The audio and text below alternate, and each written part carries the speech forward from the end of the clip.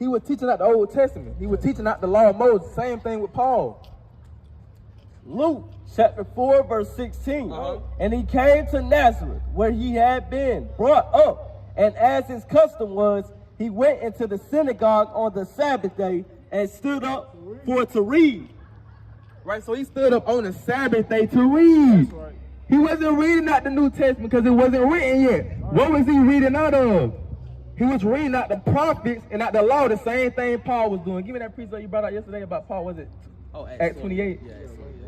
Paul was doing the same thing. Paul was reading out the prophets and Paul was reading out the law. That's right. And he was doing Christ stood up on the Sabbath day. Acts chapter 28, verse 23.